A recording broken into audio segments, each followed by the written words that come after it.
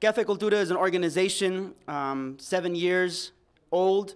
We've been doing spoken word workshops and open mics in the community for quite a long time. Our mission is to promote unity and healing among indigenous people through creative expression while empowering youth to reclaim oral written traditions and become leaders in their communities. And so that's really our focus, and this is what we're here to do. We're here to provide an amazing event. We got spoken word, we got hip-hop, we got an amazing hip-hop artist representing LA and Oklahoma, Kisai MC from Culture Shock Camp, and we're really excited for tonight. I hope you all at home are just as excited. So with that, we want to go ahead and get this energy going. And here with Cafe Cultura, we kind of have this thing. What we do is kind of like a tortilla fry bread clap, which goes something like this, right? So we're going to make some noise, right? Kind of some practice, right? You all at home could probably do a little bit the same. So we're going to kind of do that throughout the night. Are you all cool with that? Is that good? Good energy? Yeah? What you see here tonight is kind of a small collection. We're still missing quite a few folks that weren't able to be here tonight. And so we're definitely honored to be here. Once again, thank you for the Denver Open Media Studios for this opportunity. Wanted to mention a little bit about past features and then our next open mic, which is coming up on February 10th. Past features have included hip-hop artists like El Boom, Siwatse. We've also featured hit rock bands like Blackfire. We featured Debajo del Agua. Actually, we were the very first show for them. So now they're big and doing these big shows, and they featured at Cafe Cultura several times. Our next one, we're featuring Erin Badhand. Have a flyer here. You can find us online and kind of take a look at this this flyer. She's from Santa Fe, New Mexico, and so we're really excited for her to come out and perform. We also have the Seven Falls Indian Dancers, kind of local dancers, do more powwow and kind of traditional dancing, so we're definitely excited for that. So it's going to be next Friday, February 10th. We're going to be featuring also community features, Peace and Dignity Journeys 2012, so we're really excited for that. You all excited for that? You all going to come out next time? Next Friday? Yeah. All right. Sounds good. All right, so with that, I'm going to go ahead and share a poem if that's cool with you all. Is that cool? Yeah. Cool. Hopefully it's cool with people at home. So this poem is kind of an older one. I need to write a lot more. It was inspired by one of my students. Basically, the story behind this poem, I was teaching 5th grade history a couple years back, and most of my students were families either from Mexico, Central America, South America, a few students who had roots here in the U.S. as far as being native to this land.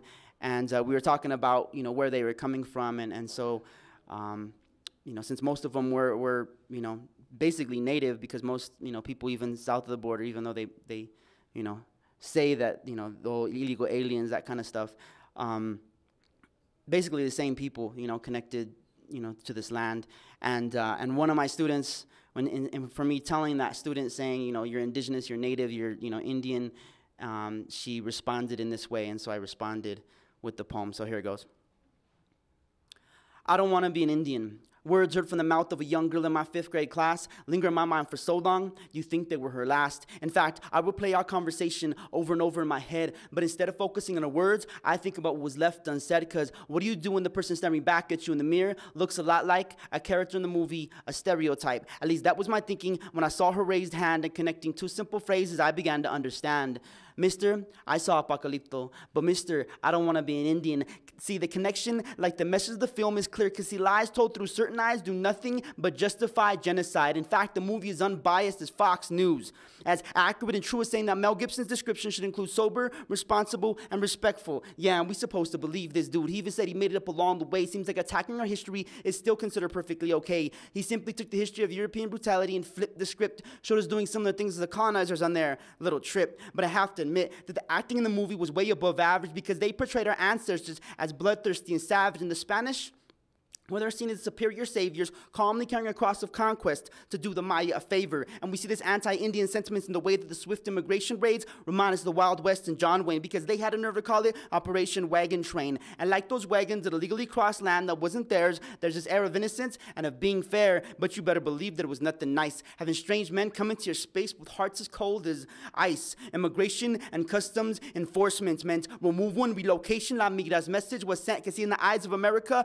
the original sin of those kidnapped and put into concentration camps was having brown skin. In fact, many were singled out and questioned even after saying they were citizens, while white folks and those who could pass through with colored bracelets without proof of their identity or past, and they chose December 12th of all days to conduct these raids. After those targeted, celebrated La Virgen de Guadalupe and gave her praise, the representation of Mother Earth, birthed from the indigenous worship of Tonantzin and the celebration of her worth. And like before, families awake in the wake of these wagons, separated and torn, children wondering where their parents went, wiping away tears years from now, remember as pain and fear. To this day, they continue to grieve. Best believe the message, quote, "This is now our land. You Indians have to leave." So with all these negative messages, I shouldn't have been surprised, but every time I remember those words, like I'm transported to that very moment in time.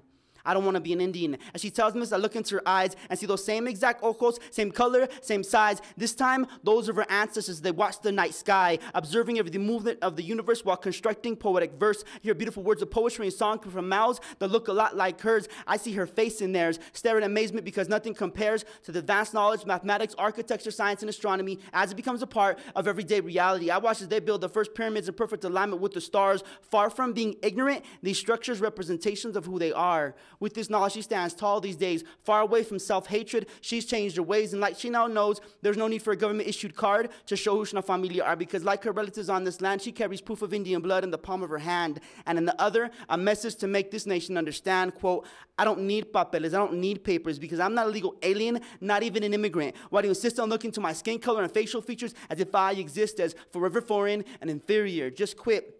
Admit that I remind you the natives who taught you how to survive, the same ones you tried so hard to kill. Still, here is what my presence tells you. Still is what you did here, but only momentarily. See, the wounds that you inflicted upon us continue to heal. So stop trying to erase the fact that I belong to a great people, that I'm proud to be indigenous on land that's returning to us, because you never will."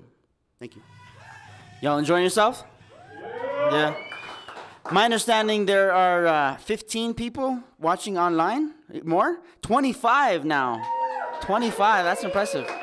Nice. That's just the live streaming online, plus you got folks watching on TV. So we definitely appreciate those of you who are tuning in tonight. You can visit our website at cafecultura.org. We've got our banner back here. It was designed by David Ocelot Garcia. So you can go to our website to be able to connect to our Facebook, which is facebook.com/Cafe Cultura.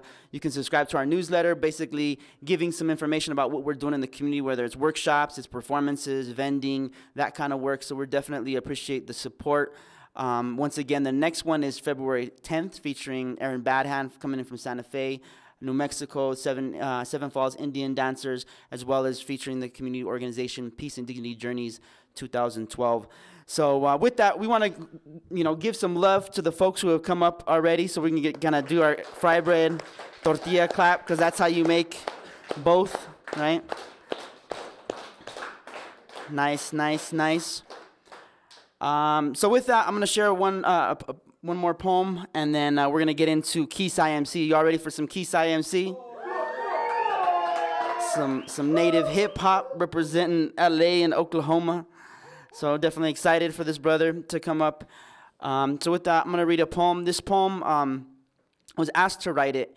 A good friend of mine, a strong woman in our community here in Denver, doing a lot of good work, told me about what happened with her ex-husband, and asked me to write a poem telling that story. She felt that it was necessary, and I feel it's necessary to be able to get this story out there, because unfortunately it affects too many people in our community, specifically women and also men. I know myself, I've seen it too many times with my immediate relatives, my mom, my sisters, my grandmother. So it's called Breaking the Silence. At first, I struggled how to start this story. A story so real and so close to home that you're prone to think it's your own, or at least that is someone you know. And it is, because the story of her and his is our story. And when I tell it to friends, I begin by asking, when will it end? Because where I'm from, some might think it more difficult than raising a son, or hearing these lyrics from the native guns. Quote, you know that the down brown man is a myth, because even down brown men treat their women like shh. You hear it? It's all around. It's the sound found in silence from my sister, my mother, my father, my brother. Otro día, waiting, wondering why if he loves you so much, does he make you cry? At first, the person in the mirror doesn't speak. A week from the last time, tears flow down her cheeks. This was only a few minutes ago, though it seems like hours. Time must be moving slow. She doesn't recognize the woman staring back at her. Sure, the mirror is broken, but even then, the strong woman she knew is just a blur. Her vision is clouded, but not because the tears or the swollen eye denies what's happening to her, because she feels like she has nobody to whom she can confide. Why don't you tell somebody about the beatings you receive? The distorted image responds, but who would believe he's well respected in the community? Besides, think about his image that you need to protect. Or the fate of your children if you left. She turns away, wanting to erase the image from her mind, find the strength to remember the broken pieces of herself. She looks inside. She's tired of being a victim of violence, but the pain keeps her in silence. He does everything to maintain control, so she suffers alone, como una mujer sin papeles, a prisoner in her own home. Your sister, your mother, your father, your brother. See, she never imagined herself sitting there, where prayers go unanswered and nothing seems fair. In silence she sits, with everything she needs strapped to her hip. Pain, coraje, and a gun, the same one she told him to sell or give away. Today, though, it's him who is going to pay with interest. She awaits his return to turn the tables, because handing out lessons as her main concern. Es la maestra ahora. There are a few lessons that he's going to learn the hard way. Now she gets to inflict the pain, the same that came from his fists and mouth, as she was supposedly to blame others. Even mujeres le dijeron, no hombre, así son los hombres. Then they asked, what did you do to deserve his wrath? She laughs, thinking about the so-called advice others gave, basically to treat him as if he was the master and she the slave. They blamed her, the victim. So she thinks that maybe they'll point that same finger from her point of view down the barrel of the gun at the soon-to-be victim, the so-called father of her daughter and son, his sister, his mother, his father, his brother. De volada, she removes the silencer. Along with his power to silence her, see, he left her with no other choice. So she puts down the gun and arms her voice. Now it appears in that same shattered mirror as una mujer con poder, unbroken with little to no fear in sus ojos. It's evident how she's changed. Exchanged the victim for Adelita, her thinking rearranged. Hour after hour, decide levantar su voz to reclaim her power. I will no longer live. I will no longer be a victim of pain and strife. Knife of obsidian as my tongue. I'm going to take back my life for myself, mis hijos y mi pueblo. Voy a resistir y a gritar. With the help of my family and friends, voy a luchar. Our sister, our mother, our father, our brother. And so it ends at the beginning, and we decide the road ahead. Read a poem about the topic, which we can end it instead. And some might be mad that I aired their dirty laundry. But see, I'm a washing machine, because I take us out ropa sucia, be it shameful and obscene, and with the movement of my words, I'm trying to help us come clean. So consider this a call to action to all the down brown warriors out there sharing, rejecting Eurocentric ways of treating women. It starts with a prayer.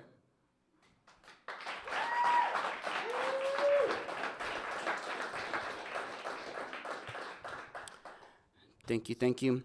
Peace.